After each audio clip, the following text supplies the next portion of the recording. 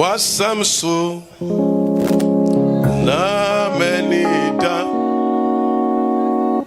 oboshenu na melechain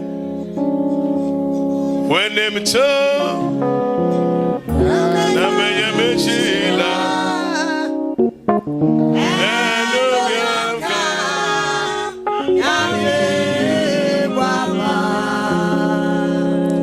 wasamsu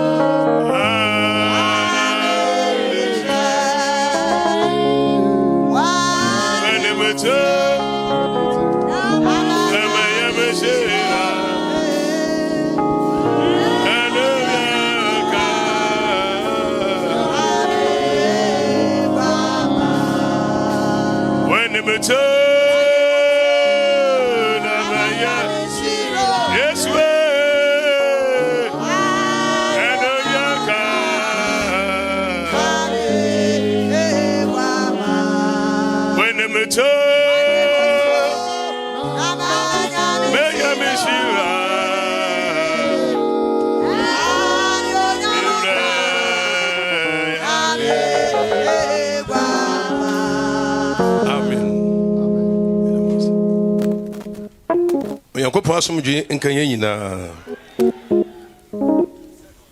botaya esi ene so no wona wotwi a week of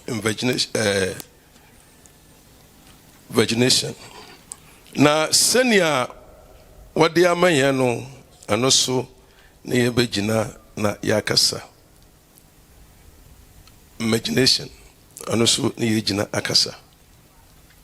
Yes, let's say, on my mama did not join some who ba commune. The senior and commercial bar. Na papa a church muno. Ama one cage. Say a bassa. Let's just say, and summer Yabakan and down the peno. Befiru Tienier. So when yanya ni anyamede manya no anepe mu o botaya wo de si enu so na sa wodwunu ho ye ya wonante obatena faako mekwa meba enye woduane na wona wonye huhumu emfanyina ye imagination no omunante senia wankasa ope. Amen. Imagination is the meditation organ of your spirit. Sabutai ne esi ene so. Adwunumu mfanyin eye ye honhom mu esusuye akwa ye ka akwa eye organ ewumu ya de bahu na mafuma ye hunu se ye bontwini sanete ubanyimpa mu a sabi ewo ho nyame na waye ade ne honhom mu akwa anaso honhom mu mfanyina ye twa na anyenefa na adwunu mu mfanyina ye twa no so ewo ekwa ba so na ye bafa na afiyenya adwunu mu mfanyin no afiyaba meditation anoso nsusuye anaso nwunu ho ekwaba so na wobefa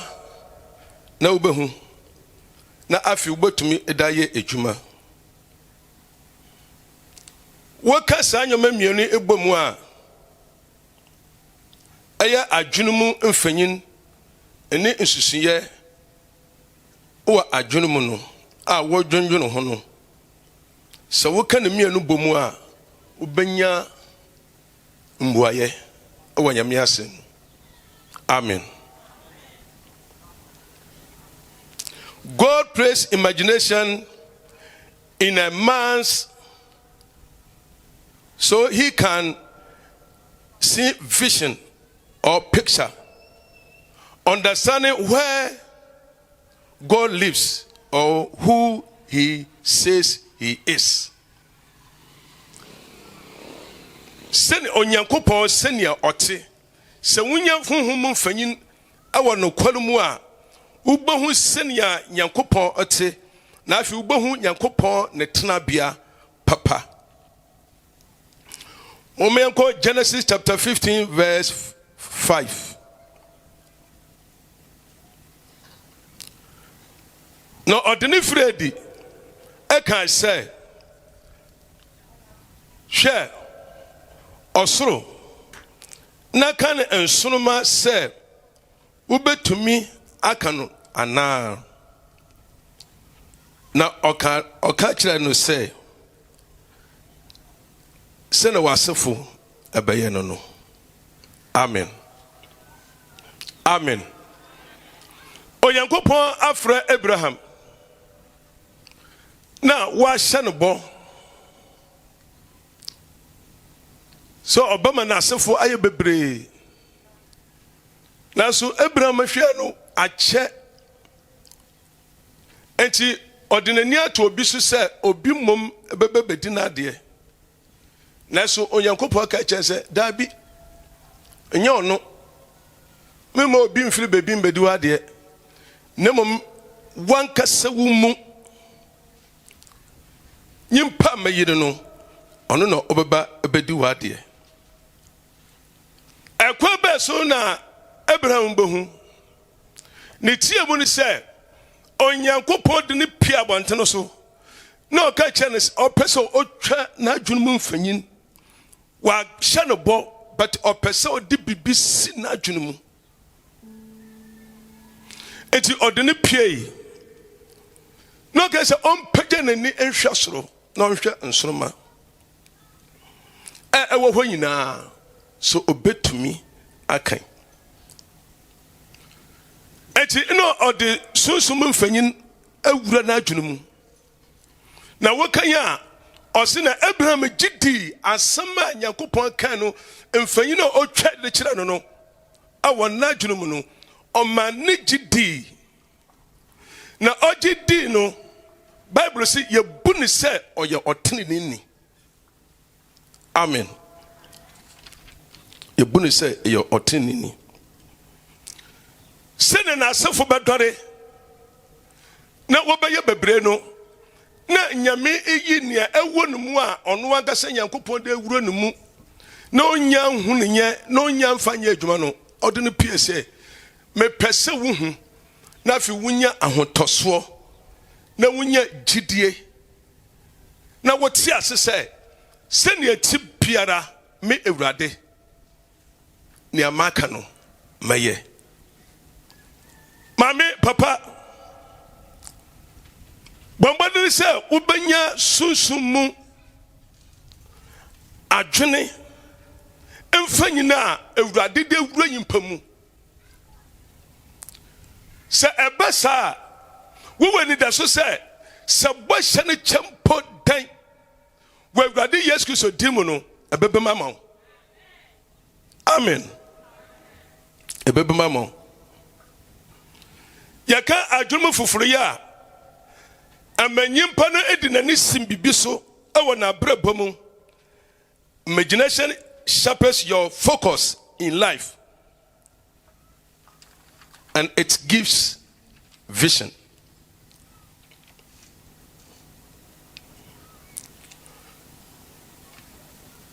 Huhumu adwene anaso se adwunumu mfanyi no ama wodi bibi esi wani so na nia wodi esi wani so a wo hwa kwan no se ye bone a ebebem senia wo hwa no esusu bone se ye bone a ebebem senia wo hwa no na se ye papa so a eno so ebebem senia wo hwa no eti esese ye hu ni se ye sunsun mu mfanyi na ye twa anaso adwundwun mu mfanyi na ye twa no eye imagination no se wontena se na wonfo wadwune nsusu bibi a anye de dika wo wunua ho de to so mienu wo maame ana wo papa empo wo sofo ho unfa bibi nsusu ne sa wodi boni susu na sa boni na wodi susu no ebeten na ba wo so ese wo hye nso eti edu sebina senyoma bi kwaso wa wonua bi ho anaso wadamfo bi ho anaso wokunu ana wo babi ho a ana wo yele ho a yemfiti prako pe embu atan tie ne ye de ewo wumuru anyame de wura mu no sala so na wo yimpakunu so mu eti esese wodwune se sa kwan no so se ye no kra de a ana meso ai eti ne wo besusu amanu a anya no ebetene anaso ebesen aba wo so anyene fa ewo yimpadue mu ye benya huhu mu anaso adwunu mu foforoye ewo nyimpa ne sunsum emu ye wo nyimpadua ye wo kra na ye saso wo honhom ye ka honhom a ye human spirit, not the Holy Spirit. A human spirit no na honhom konkron ba na wabetenam wa ye nyimpa no mu adwuma amani anyame de asi ne ne so no wotumi atwa ho mfanyin se a chedempo owoni daso se owogide se ni anyame aka cha no bebam pepepe enti on da nani enko baby foforo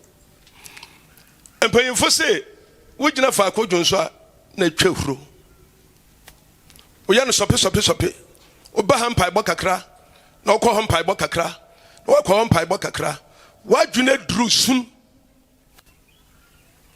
usunsum mfanyine no asai usunsum mfanyine no eduru sum enti esese wo bom paye na wo twene awurade anim na wo gache awurade se awurade beebi a me kwade me hunu ye enti kira me kwan na me ntumi emfaso. Hallelujah.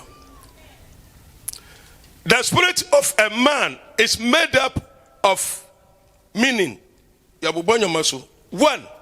insight. Eye nhunumu. Honhuma eti umuno. Owo nhunumu. The etosubiem. Owo ope. Anaso botai. Purpose. Ana botai. The etosubiem ayam yansano odo. Love. Where ye honhum no ede eye human spirit no ni na afa imagination mu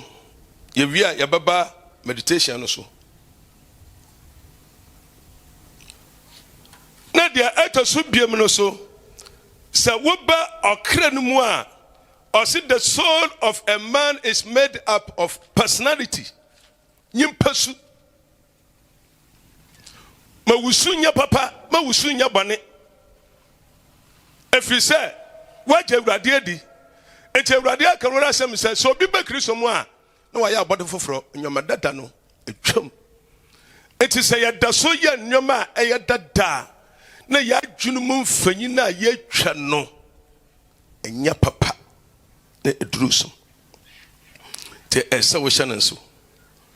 our ope will, our ope emotion, atinka, memories, and kaye to make a kanyoma, nina free or cry in mu na eba. Beliefs, jidia horo or jidi into omane and kobenkum and asu nimfa. So, what share I was so smart for moi. Okra no susum no e control okra no senia baya onya ne ope se ya makwan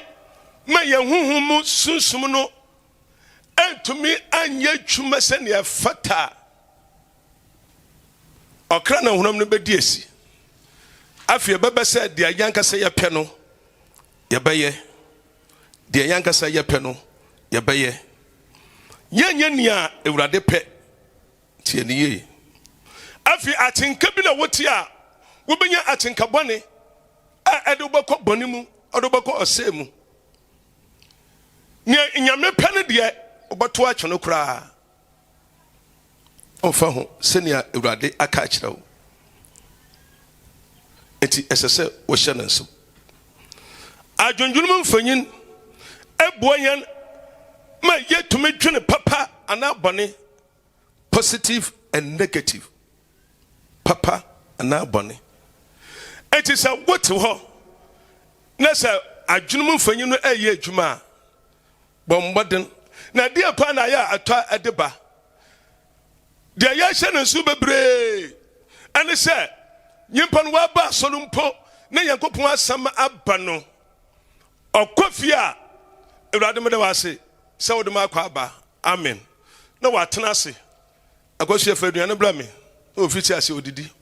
owie a na wakɔtena ne TV ho asa ofidi ne mind no na adwene ne sunsum mfanyi no anka sɛ onya de papa de ma no wɔnsɛm a ɔte yɛ no ɔkɔm na ɔhwehwɛ mu sɛ deɛ ɔte no w'asɔre fie no ɛyɛ no korɛ me nso menkenkan na deɛ pa ne Nyankopɔn menya efiri mu ma menka no kwan kyerɛ wo at times sɛ yɛhyia programs a ɛnsɛm bi wɔ ma papa ɛka yɛtwerɛ to a yɛkɔ a yɛkam mu asanda so yɛhwehwɛm yɛdwene ho hwehwɛm na nyame de bi abaka nea yɛ ɔno ho anaso yɛnya no ho ɛno bue w'adwene mu ɛno bue wo nti aseɛ ni ɛmama wo mma ne nkɔ bankum anaso ne mfa nyimpa biara ɔnyehim na akwa mmienu mu no saa nyimpa no yɛde ne bibia nyɛ yi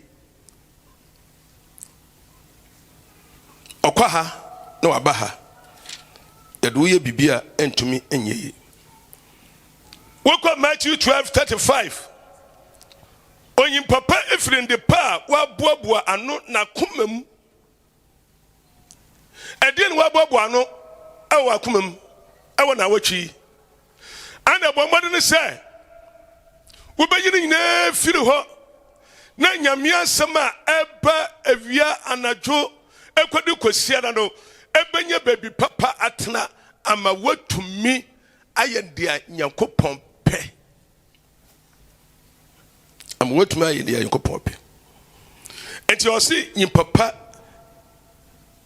efiri ndepa a waboaboa no na akoma mu na oyi ndepa adi na onyimpa bɔne efiri ndebɔne a waboaboa na akoma mu na oyi nde bɔne adi enti ɛyɛ mienu sɛ yɛgye sɛ ewiase a yɛti enyoma nyina yɛ mienu a ana ma menka kyerɛ wo yɛwɔ papa na yɛwɔ bɔne enti sɛ woandwene papa a wobɛdwene bɔne sɛ wodwene bɔne a ade wobɛkɔ ɔsɛe mu sɛ wodwene papa so a ɔde wokɔ papa mu Awurade ka kyerɛ Israelfo no Joshua ka kyerɛ Israelfo no wobɛyɛ hene nyoma mmienu mu akɔdu da bɛn sɛ Nyankopɔn na yɛ mo Nyankopɔn no mbɛsom no a mongye ntom na sɛ nyɛ ɔno so a ɔno deɛ ɔno so deɛ mbɛka no monka na mmom me Joshua me ne me fiefo deɛ yɛbɛsom ɔte asefo Nyankopɔn amen amen adwene mu mfanyin enti sɛ wotwa adene na sɛ yɛ papa baba sɛ yɛ bɔne so a bɔne na ɛbaba sɛ yɛnya so adwene mu foforɔ no a ɛboa nya ma nnwoma bi esisi ɛwɔ yɛabrɛbɔ mu ɛboa nya okɔ Genesis chapter 11:6 nkɔfo bi yɛ wadwene sɛ wɔmbɔto aba tenten akɔ soro Nyame ka sɛ ɛnyɛ de no ma ɔmo sɛ wɔmbɛtumi ayɛ ɛyɛ ketewa bi afiri sɛ kasa no yɛ baako adwene yɛ baako nsusuyɛ baako bibia baako enti ɛnyɛ de no ma sɛ wɔmbɛtumi ayɛ wɔnyɛ honhom mu adwene mu foforɔ mfanyin enti wɔ mu fiase sɛ wɔto Nyame ka sɛ mommra mɛyɛ nkɔnkɔ sɛ no ɛfiri sɛ botei a wɔde si w'ani so na nyɛ papa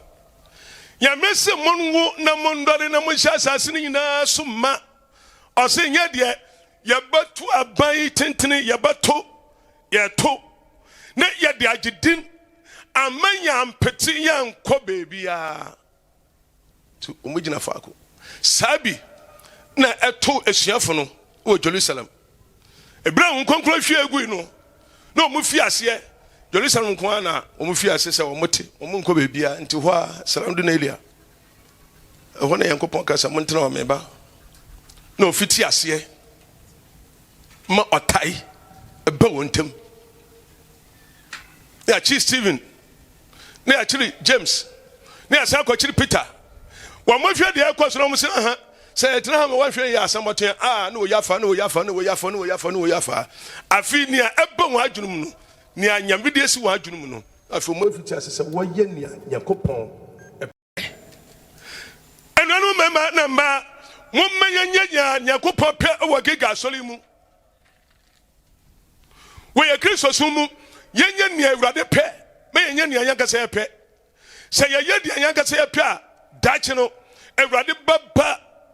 na obetene na gom no odini se benkum ba kire yeso aka isem se mo ya dome mo mfiri mo so nko minimo only one word, I never knew you. Minim na so na bia watan na sesa convention afuru nyina aforba afuru nyina na so one day dakro emfidudu a wodi no asase no ode dakro pe na de baka minutes Awurade hu yamabo no omanyanya adwunum foforo ya adwunum mfanyina ebetumi abonya yetumi agina na yakoso susuma famu yakoso no na hunama famu no so yakoso obi a wodwuna adwunu boni pia no huna nankasa no hunam na appearance kra no edi adanse se na adwunu nye koyan faso nante koyan faso didi koyan faso a otwemika koyan faso a onunu nua kasa huni se na adwene ewo ne tirimu aye mfanyinu no enya papa na madowo na masumo mede me hoyena ejo yamie madowo masumo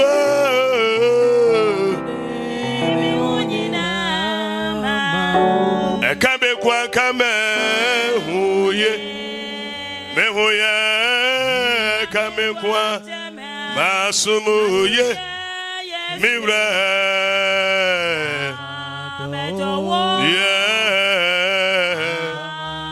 masumuye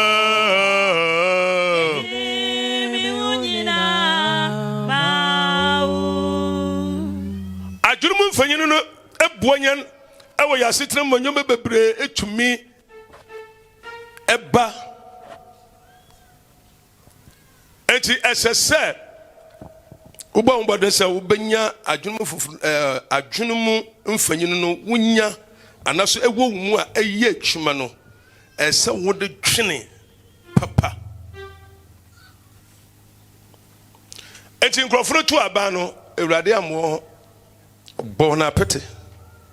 anu na ebenya kasahuru bebre sa kasahuru abanyina nachi ni anyankopɔ wono wasoro no dɔso esene ni aba asase so oye nyame nachi obi ni hɔ nanim so obi ni hɔ asi Yesu Kristo otesanda pem osesa yankopɔ sesa sene ne bɔhyɛ esam eche enti de odi awura yemu no momma nya papa enye positive na mfan de papa mfan branyan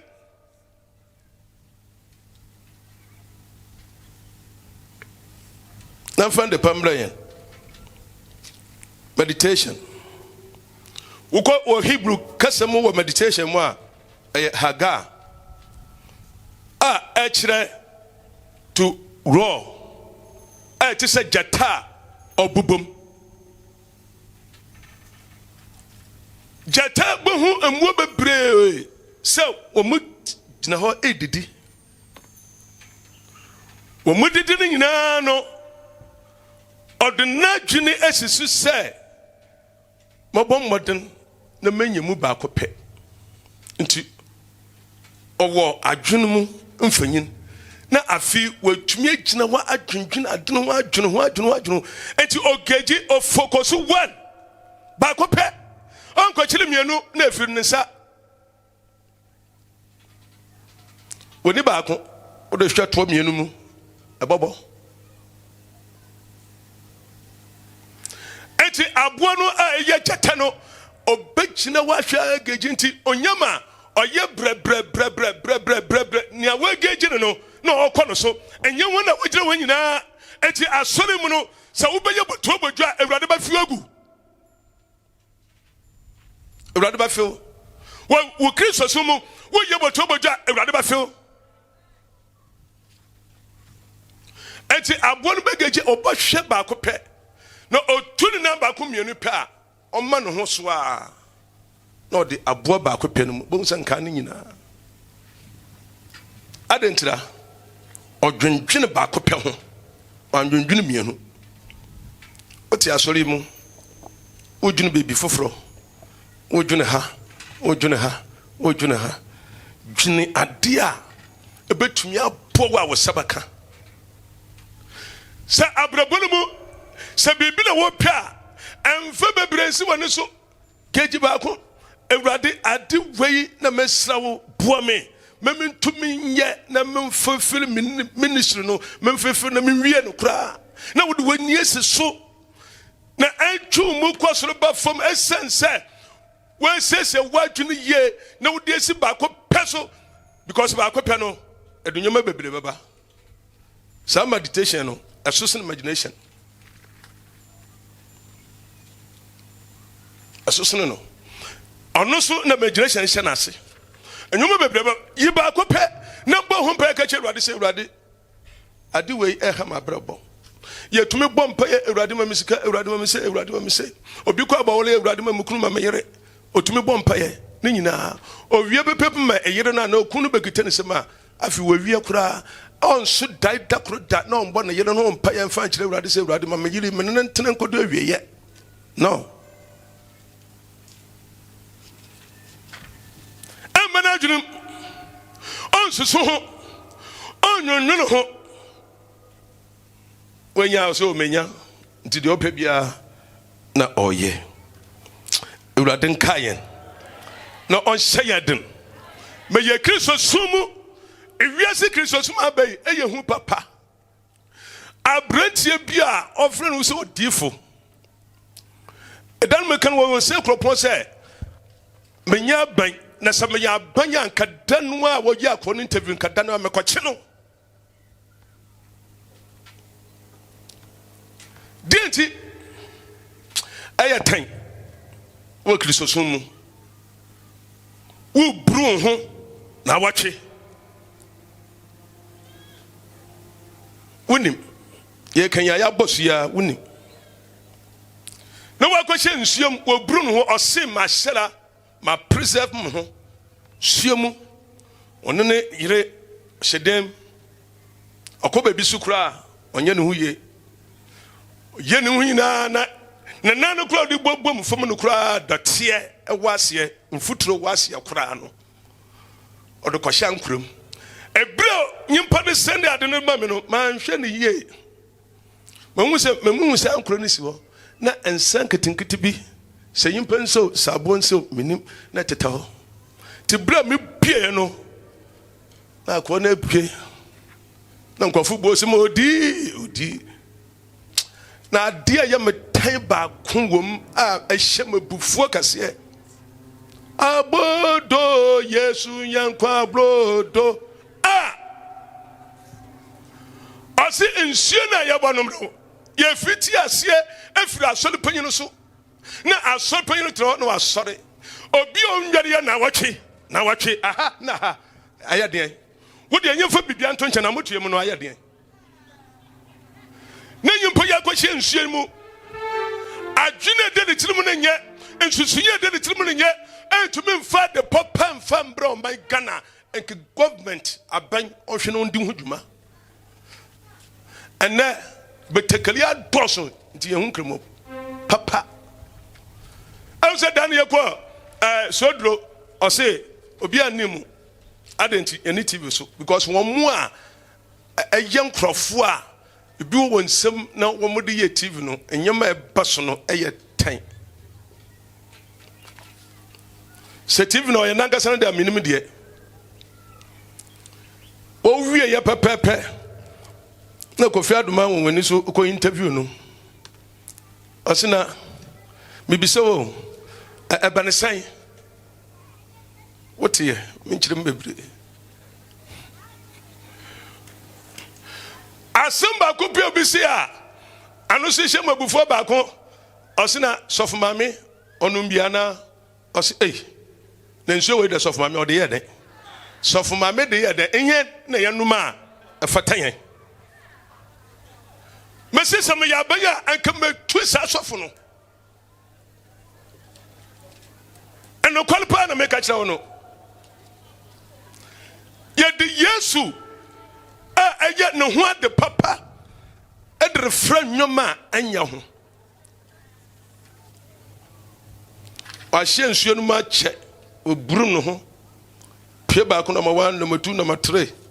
na o mojeje akwa tintin bi bemma okodu no so a o se wo yiswa fa bi ka ho ampa so no so de eto na bom na wa sama no wa no nyimediya be man enimenti omoyela na se ewrade adom se woye nyimpa a wotumi kwa Bible no mu after church service na wo so wo kwa Bible no mu anaso se woni makenkan po na wo bafra mame na woni makenkan ankosko woni makenkan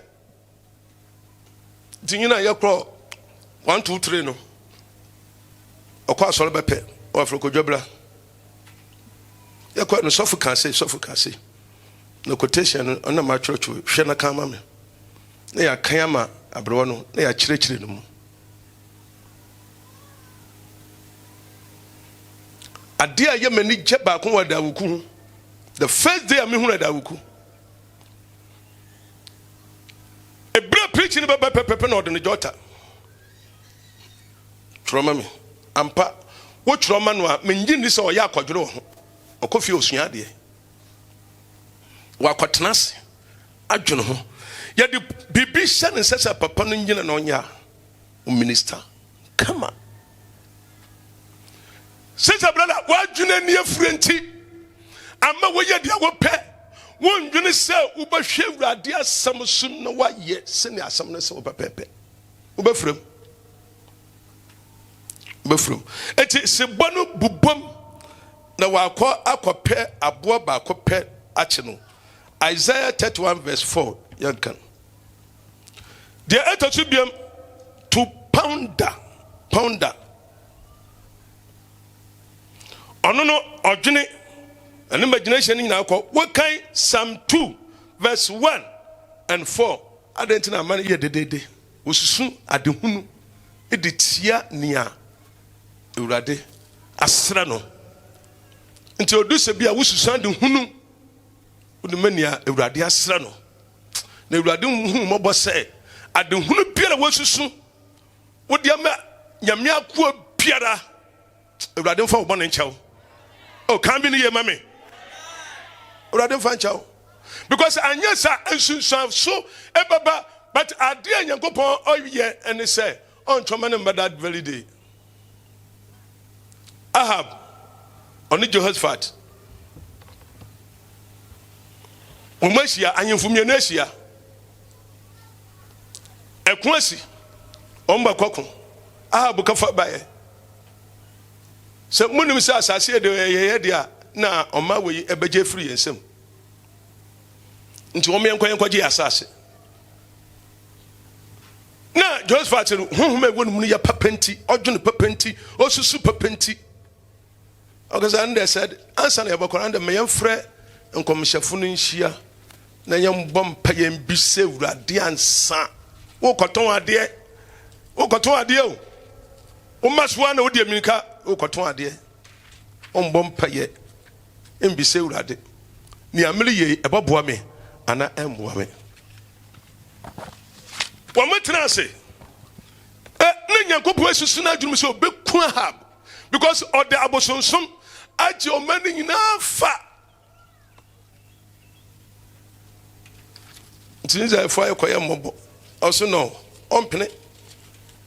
Enti ombo ba akokon akwaje. Nkombisafo nyina wofra won ba ya. Obia kanasam. Ko ubedin kunim, ko ubedin kunim, ko ubedin kunim. No obi sese, Joseph to be sese. Enso sanko misefo wayi munku ana wa ha omo hye nkomi nso obia ne ho biam tie de ohene oye papa na owa adwene papa na owo mfanyini papa menyini ya medina sine man so ogaso akanyi papa ko osanda me yanko fra no mre oseda bi nyi papa ko kura mekan no adentire onhye mo ho nkom papa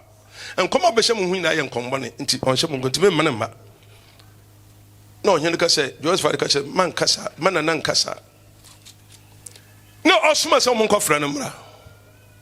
na okwa no na ose nkom hyefu nyina hye nkom ne osuma no se nkom hyefu nyina hye nkom ba ko mekia nti wo so okwa toso sa na yanko dia nyame honhom wonu mu ose ne nyame beka kire me no eno ana maka sesa edu sabile nyame asam ba wonche wonu kwanum a na se wo ka kire obi a ka no no a emfa bi ntetale ho emfa bi nka ho ka no a ebiro ba pe no fiti ase komishefu nyina ne dem hye nkomsa ono so aka na sense akonu tuna akoma kakranti oso na nakọ na wobedinyu hwe ni ahonhon konkron ti no no untwanu ntro wobetwa wobefo ho adi na so na chire no ebira okasa obisa ne sa asam no obisa ne sa eso dia waka no efiri nyame a asese yejutum empena yena menkantem ngo so ose mehunu Israelfo nyina se omonam ho se nwanya woni hwefo na haboma no so manka so onhye mo nkom papa na nkomishenyi ba ko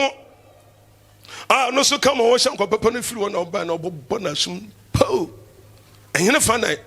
nyame honhom firi me so a eba go so that means nyame honhom wo no so say eba ka no kure but wanka no bi say ekwa be so nyame honhom na me so a oba ba ka kire mo wo kasa asem na Ahab so kasa mo fa no to ahonyahia aduane mu kwapembra makọ na maba osena na se wotumi kọ esa no na se wo samba biema na nya Nyankopon na fam so ekasa aye ampa okoye no obi agye na oto no mpafiri mu na kwahye na motim owu enti dwendwene ade aye papa ho susu papa the other should be to mutter to talk in a quiet voice that is difficult to hear. Imagine how mabom paye and so want it. Mabom paye pa but want it. Na hana o question the piem shana dwunu o meditate pom paye rumisa na wonkonkon fade no a afi nyimpadua wey se nyame honhom ba wo so wo no kwanu mu a nyimpadua wey it's nothing before God ebobubu no enti ehonu a na wa yemre afi okasa no na obesibisi na no na Elia gina otwati ohwe maame no sa wa kwahye odeda domba afi ohwe na no a hu se maame no de ekona nye wo na so kaka kire no sa dan obono me se kosi deme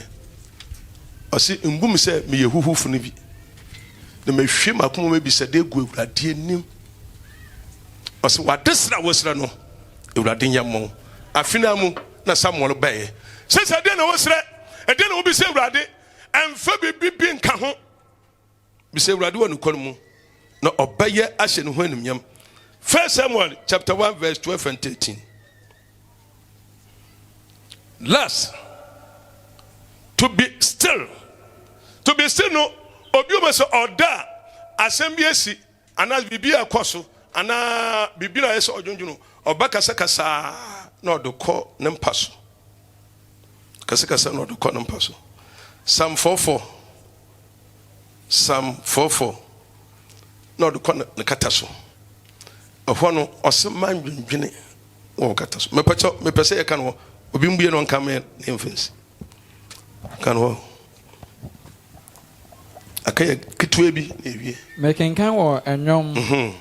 enan ne nan no mubufu a monya bone manya bone se wubufu a enya bone monkasa makoma mu ewo mu monka hofo na monkasa makoma mu ewo modabre na bebi a woda no munye kom enkasa na mmom yedan ye kom na twa Awurade na de esi biara fa sha otias fo Yankopɔn nsa na ɔno na ɔbɛba wo nkyɛn abadala to abɛkyerɛ wo kwan sɛ faha na me Awurade mahyira wo amen sɛ yɛka imagination na meditation ne bomu a meditation no ɛyɛ kase ɛsene no meditation no ɛma antiaseɛ ade biara yɛyɛ biara ɔbɛma watiase wonya de basabasa ade a woyɛ na wontiase no wontumi nya ne ye sɛ dwuma bi na woyɛ no kokwa asakora wontumi nya ne ye wonya ntiase wo adwuma no ma wontumi nya ne ye the enter to them insight aya dia ɛsɛ wohunumu knowledge nimdiye na fi wisdom nyansa sanyoma nyina ewo meditation mu na eno so the bar sister so aja no kura se maji Yesu Kristo dia sanhum ewo hanyina wanyina ya spirit ababa na ebeye adwuma sa ade bi na meye na se entiase no pepepe meye na maye ne ye dia meye no menye hunum se meye wi ase na besi hunum ba pepepe afi wodi nimde boto ade no ho na wodi nyansa esiesi na etumi edimu amen 1 Samuel 26 verse 3 1 Samuel 26 verse 3 chere ko okay Romans 12 verse 2 Romans 12 verses 2 na monya mo ho se ewiase yi na mbom momfa adwunu mu foforo ye ensakira mo ho na maso dia Onyankopɔn pɛ a ɛyɛ pɛ a Onyankopɔn pɛ a ɛyɛ na eniso na ɛyɛ pɛ no ahwɛ ade bi a ɛyɛ pɛ ni Onyankopɔn pɛ enye ni nyimpa ɛpɛ mesra Awurade sɛ sana wotwi ewo ɔtwene mu ewo nsesie mu sɛ yɛhwehwɛ Awurade ma yɛ ntiaseɛ Awurade ma yɛ nhunumu Awurade ma yɛ ɔdɔ a yɛbɛtumi da dɔ no ne yɛhwehwɛ n'asɛm mu na afei yɛnantew na yɛnantew yie na sɛ yɛnantew sɛne Nyankopɔn pɛ a sɛ ɔsoro sane a obia ne nka nkyerɛw toto bɛnto no bɔ a papampa no a wɔabɔ no edina huru bebree na enem baba obia so beti ne din na wasɔre akɔ enyimia mu Awurade nhyira yɛn wɔ Yesu din mu amen.